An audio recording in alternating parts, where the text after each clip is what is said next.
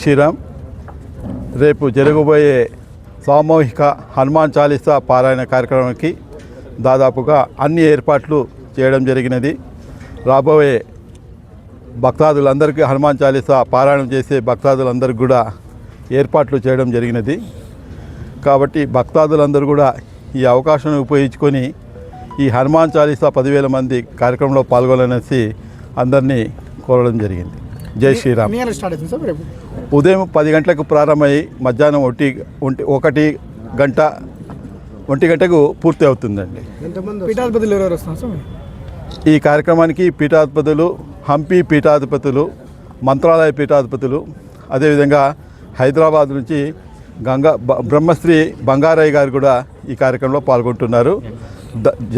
ధర్మ జాగరణ ప్రచార ప్రముఖ ఆల్ ఇండియా శ్యామ్జీ గారు కూడా ఈ కార్యక్రమంలో పాల్గొంటున్నారు. దాదాపు 20,000 మంది ఈ కార్యక్రమంలో పాల్గొంటారు అనేసి అంచనా వేస్తున్నామండి. వారికి సంబంధించిన నీటి వసతి, భోజన వసతి కూడా ఏర్పాటు చేయడం జరిగినది. ఏమన్నా అంటే భక్తాదులు వచ్చి ఇక్కడ పూజా కార్యక్రమం ఏమి ఉండదు. కేవలం హనుమాన్ చాలీసా పారాయణం ఒకటి ఉంటుంది. దాదాపుగా 5 సార్లు అందరూ కూడా ముక్త కంఠంతో ఒకేసారి అందరూ కూడా ప్రారంభించడం జరుగుతుందండి. దీంతోపాటు కూడా ఉదయం సామూహిక సాంస్కృతిక కార్యక్రమాలు కూడా ఉంటాయి. ఈ కార్యక్రమంలో ప్రారంభమవుతుంది. అనంతపురం నగరంలో ఆర్ట్స్ కళాశాలలో ఇక్కడ మనం ఏదైతే వేదిక దగ్గర ఉన్నామో ఆర్ట్స్ కళాశాల మైదానంలో 10,000 మంది పైచిలకు భక్తాదులతో, విద్యార్థులతోటి సామూహిక హనుమాన్ చాలీసా పారాయణ కార్యక్రమం జరగబోతోంది రేపు. ఈ కార్యక్రమానికి జిల్లాలో, నగరంలో ఉన్నటువంటి విద్యార్థులతో పాటు, భక్తాదులతో పాటు, ఆలయ కమిటీ వాళ్ళతో పాటు అందరికీ కూడా ఇదే ఆహ్వానంగా పిలుస్తున్నాము. రేపు జరిగేటువంటి కార్యక్రమానికి హంపి పీఠాధిపతి, మంత్రాలయ పీఠాధిపతి, భగవద్గీత ఫౌండేషన్ బ్రహ్మశ్రీ గంగాధర శాస్త్రి గారు హాజరవుతున్నారు.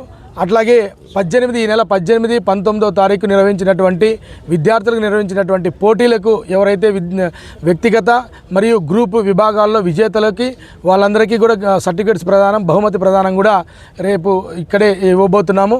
అలాగే వచ్చినటువంటి భక్తాదులకు ఎటువంటి ఇబ్బందులు లేకోకుండా నీటి వసతితో పాటు వారికి అన్న ప్రసాదం వసతి కూడా కల్పిస్తున్నాము. విద్యార్థులకు కూడా మధ్యలో స్నాక్స్ కానీ అన్నీ కూడా అరేంజ్ చేసి ఎటువంటి ఇబ్బందులు లేకోకుండా బ్యారికేడ్స్ ఏర్పాటు చేసి నగర పురప్రముఖులందరినీ ఆహ్వానించడం జరిగింది.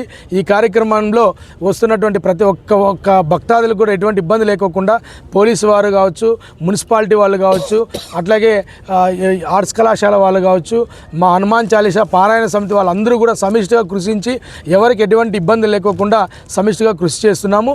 ఈ కార్యక్రమంలో పొద్దున్నే 10 గంటలకు ప్రారంభమయ్యి మధ్యాహ్నం 1 గంటకు ముగుస్తుంది. సామూహికంగా హనుమాన్ చాలీసాను అందరూ కూడా పఠిస్తారు.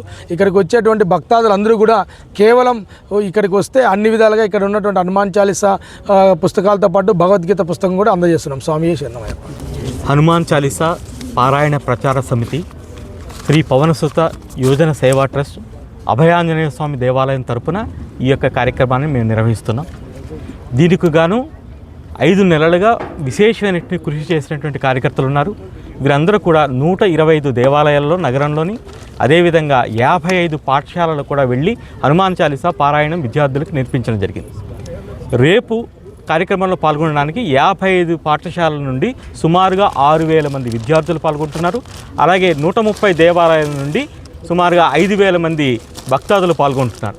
పాఠశాల విద్యార్థులకు ప్రత్యేకంగా మనము ఈ నెల 18, 19 డిసెంబర్ నెల 18, 19 తారీఖుల్లో మనము పోటీలు కూడా నిర్వహించడం జరిగింది.